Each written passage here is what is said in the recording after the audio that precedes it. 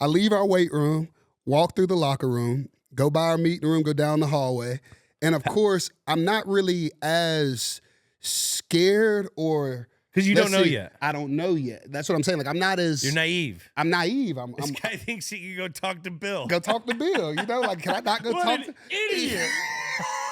I guess we'll start with how Bill put me in fat camp. You know, like when I was overweight, coming in as a running back. And do you want me to go ahead and elaborate on that story? What is fat camp? Man. Was it heavyweights? Man. Did he bring in Ben Stiller? Tony Perkins? Bro, it's one of those deals. Fucking Belichick says Tony Perkins right now. Man, you get to New England, and of course you're going in there, and it's Bill Belichick. And Bill's intimidating, bro. Like, you got to give it to him, man. Like, he knows what he's doing. He's got a system in place, and you don't mess with him. You know what I mean? You just don't. You respect him. You're in the presence of one of the greatest to ever do it, if not the greatest coach to ever do it. I'm going to give him his, man. He is. Because I played for a lot of ball coaches. But, you know, you have that meeting where you come in there, and you're a rookie. He gives you your playing weight, and he brought me into the office because I go to the weight room and Coach Nash hop on the scale, Ridley, and I hopped on the scale. How much was it? And I'm leaving. How much was it? About 235, 238, somewhere in that. What year is this? Rookie year? It's my rookie year. So you came in at 238? Came in. I played at LSU around 230. You know what I mean? Like as a running back. But 8 pounds is 8 pounds. 8 pounds is a lot, bro. 8 pounds is a lot. And you wait till the story gets going because y'all don't understand. What's the weight? What's the weight? So Nash gets in there. Coach Nash is our strength coach. And he's like, Ridley, hop on the scale. So I hop on the scale, and I think I was tipping that thing at between 235, 240. SEC running back between the tackles. I'm a big back. Hey, I obviously did something right because, Coach, you drafted me. You like what you saw. Nash is like, Ridley, you got some work to do. And I'm like, all right, you know, I ain't scared of work. Coach said you got to be at 220. I said, 220? How? I said, Nash, you're tripping. I told him, you're tripping, bro. I said, nah. He said, don't ask me. I'm just telling you what the boss man said. And I said, well, which boss man we talking about? He said, you can go see the head man if you want to. There I went. You know what I mean? Like, what's the problem? I got to go talk to Coach and see what's up because wait, so you went from weight room. Yeah. You took that long-ass walk down those hallways. To that entry door. And you saw Bears. Cross Bears' office. I said, Bears, is Coach available? And I didn't think I was doing anything wrong. I might have been getting off on the wrong foot with Bill Belichick because here I am as a rookie walking into his office trying to tell him what my playing weight would be. But what do I know? I'm a rookie, guys. You know what I mean? I'm just coming in like, Coach, come on. So Nash is telling me I'm 235 on a light day. 240 if I finish leaving the breakfast buffet, eating my bacon and omelets and grits that I get every day. So he's like, we want you at 220 by a certain day. I can't remember what he said. So I was like, man, that's impossible. I was like, there's no way I'm going to be able to do that. So I walked back. I said, all right, Coach Nash, I'm heading on up to go talk to Bill to see what's up, see if I can kind of work this out. You thought you were going in there to negotiate a couple pounds. Go talk to Coach. You thought you were getting a couple. Coach, you give me 228. Hey, anything. Can we meet in the middle? And y'all, when I tell y'all, Coach is so wait, paint the picture. You walk in. Where is he? Is he at his desk at his computer? Okay. So I leave our weight room, walk through the locker room, go by our meeting room, go down the hallway. And of course, I'm not really as scared or because you don't know yet. I don't know yet. That's what I'm saying. Like I'm not as you're naive. I'm naive. This guy thinks he can go talk to Bill. Go talk to Bill. You know, like can I not go talk to idiot? Hey, and truly, when I look back on things now, if I was walking by you in the hallway as a second year or third year guy, I would just like, what a dumbass. All right, so you passed Bears. Look, so I come down the hallway. You're saying all this to say, I have seen, I don't want to get too far off track, but I've seen rookies, y'all, like on my back end, because I was there for 4 years. I've seen rookies come in and see Bill coming down the hallway, and they would literally like just bust a left or right into a random meeting room because they don't want to look this man in his eyes, bro. Like yeah, Bill comes down the hallway. I'm not making this up. Cut sweatshirt, hoodie on. Looks like he's been in his office for 3 days. His car hadn't moved. Like people are like freaked out. You know what I mean? So I didn't know what to do. I walked down there and I'm like, hey, Bears, you can't get to Bill without going through Bears. But if you make that right into that office, you better have a damn good reason to go in there. And I had a damn good reason that day, Coach, because I can't drop all this weight. How you trying to get me to drop it? Let me show y'all how much he cared. I walked in. I said, Coach. And he's at his desk? He's at his desk. He's sitting at his desk behind his desk. I said, Coach, can I come in and sit down? He said, yeah, Red, come on in and sit down. Okay. Did he know you were coming, or was he blindsided? He was blindsided. Okay. He was blindsided. Bears let me in. You know, Bears check said, Steven's here to talk to you. Did you tell Bears why you were talking to him? I can't really remember those details, but I definitely. What did Bears go? Sure. Bears looked at me. I guess I walked in. I was like, Bears, is Coach available? And he kind of looked up. And I was like, I just need to talk to him real quick. I guess nothing. Right. So Bill's sits you down. And when I walk in there, Bill's sitting behind his desk. And he's like, come on in and sit down. So I walked in and sat down. He's like, what you got, Red? I said, Coach, I need to talk to you about this weight. I was like, I just weighed in, and Coach Nash told me at the weight that you have told him that you want me to play at. And I'm just making sure this is the right weight and this is not like a mistake. And he said, well, what's the number? I can't really remember what I had and yada, yada. I said, well, the number is. You could have gone right there. If you wanted to make the decision, you could have said 225. Because if he didn't remember the weight, maybe he would have agreed at 225. All right, you messed up. Go ahead. I should have had a better negotiation tactic, is what Jules said. But I'm just in there trying not to die and starve myself out at this rate. So I go in and I say, well, Coach, this weight that you want me at, I said, Coach Nash said you want me at 220. And I said, that's impossible. So I'm just telling you right now, I don't know what it is. And I said, I don't know how you want me to get there. I said, I'll bust my ass and do whatever. But I'm like, 220.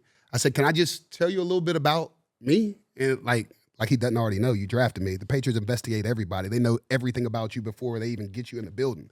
So I said, Coach. What did he say when, can I tell you about me? I said, can I tell you about me? And he was like, sure. He's just dry. He's not going to do much. I pulled out my driver's license. And I pulled out my driver's license. It's a true story. I pulled out my driver's license. I said, Coach. Coach, see, look, I'm 240. I just want to show you this. I said, Coach, and I promise it's a true story. I said, I just want to tell you, if you can look at my driver's license, I slid it on his desk. I'm bold as a rookie. He's like, who's this clown? You know what I mean? I said, these numbers that are on my driver's license are from when I got my permit in high school before I even got a driver's license, my permit. And on my permit at 15 and a half years old, I was 5'11", 220 pounds. That's how much I weighed in high school. So I said, Coach, you mean to tell me that you want me to drop from 238 all the way down to 220?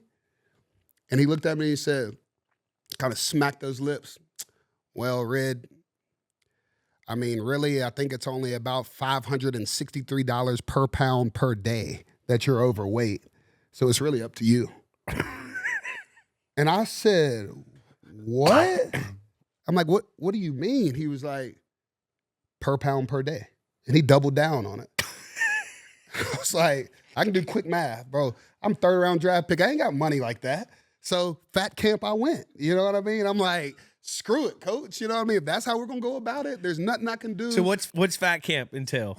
So fat camp consisted of me coming in. Once I had to drop from 238 to my weight when I was 15 years old of 220, it required me changing my diet with our beautiful nutrition Ted first. Ted put me on this strict diet. I had to come into fat camp, which was running before practice. So we had to come in and either do our workout, before practice in the mornings, or we had to go and do our workout after practice once we got off the field. I was always an early riser, so I came in early in the morning. So fat camp, I was basically in there with all the guys who were overweight that were trying to cut weight. So I would have to go in every morning, and I'm talking about it's still dark outside, 5 a.m., and just hit the treadmill and run.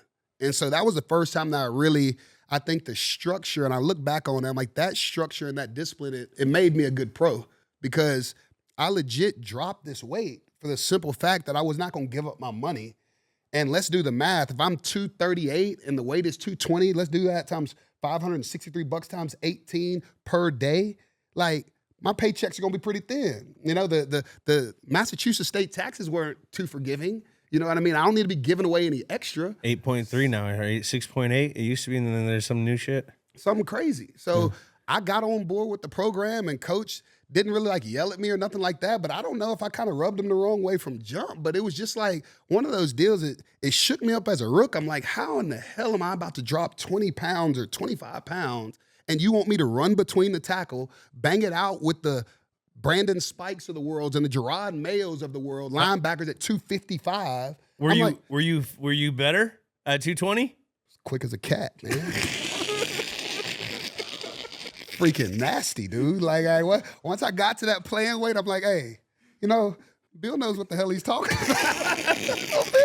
Who else was in fat camp with you? Dude, I think Big Marcus Cannon was in there early, y'all. Cannon used to cheat the fucking scale. Remember that? One time Marcus Cannon, he used to have to weigh in all the time. He was always in fat camp. He was just a big boy, though, probation all the time. Huge. And he would go in and he would do it with a towel on his weight, and then he'd have a pencil right like here so he could leverage himself up. Lean. Remember? Like lean on it? Yes, he could lean on it and lift it up. And he would fucking make it. They caught him like 3 times. Fucking Cannon used to have to. He was in fat camp like his whole career. It's a grind, bro, because people don't really realize. It's like, man, once coach sets this, coach didn't just start coaching. It never goes up either. No, that is your weight. So my 4 years in New England, I played at 220. But, bro, I never was like a top-end guy. I never had, like, breakaway speed. So I always prided myself on living by 5 yards a carry. Like, if I get 5 yards every time I touch this peel that's halfway to a first down, I can bang it out with whoever. DBs, safeties. I used to hit those motherfuckers like speed bumps, bro. Like, I wasn't even worried about it. I was just downhill with it. But once you got to the league and you had to lose that weight, you became more of a pro. You know what I mean? And so Bill went back, and after we didn't get the negotiation the first time, I think it was about halfway through the season, I'm like, Coach, can I get a couple pounds? Give me a little bit here or there. He still didn't lighten up, but it was just like I learned to respect that, bro, don't question, just do. You know what I mean? Because it made me a hell of a running back. It really did. And I would have never been there and never even thought about playing that light because I didn't think I had the pop behind my pads to be a first and second down back and a short yardage back like I was, but I was wrong. I can say that. He's probably at that point in his career seen about 1,000 of you. Yes, correct, and knows the weight that he wants to make. He's seen the Herschel. He's seen them all. I brought that Southern flair to the locker room. Yeah. You know what I mean? Like we believe coming out of LSU, man, it was like you look good, you play good. You got to be swagged out. You know what I mean? You got to have some good tunes and have the energy going. So I used to pull up to game day in the Hummer. You know what I mean? Subs going, beating the block down. Holler at my people at the gate. Oh, what's up? Hey, and it was just always good. He's doing a donut in there for the crowd. Hey, and that's another story too, man. Remember when we had the big snow? You don't remember this. When we had the big snowstorm. Yeah, we were all just ripping donuts in the parking lot. In the parking lot. And I do that every snow. It crashed into Marcus Cannon. Did you? Before the game. Before the game, we're out there just going nuts. Before a game? I do like on a Friday when there's no one in there. I think it was like before. I want to say it was before the game because we had the snowstorm. We were taking those back roads, where you go through Foxborough. You had the little houses and everybody was like lived next to each other. So it's like a caravan. All the boys are taking the back roads to get to the stadium. So I see this parking lot that hadn't been hit, no tread, no track in there. I'm like, fresh powder. Whip a right there in the Hummer, and there I go. I'm smashing on it. We're just doing donuts out there. And the funny thing is, I remember it clear as day. Wes Welker's house is in the backyard, and Cannon, I'm doing donuts out there, and all of a sudden you see Marcus Cannon come over the hill, and his Toyota Tundra ramps over the hill, and he's got pipes on his, and he's like, ah! And we're spinning out there and hitting it, just having a blast until, of course, we lose control. And I hit Cannon, and boom!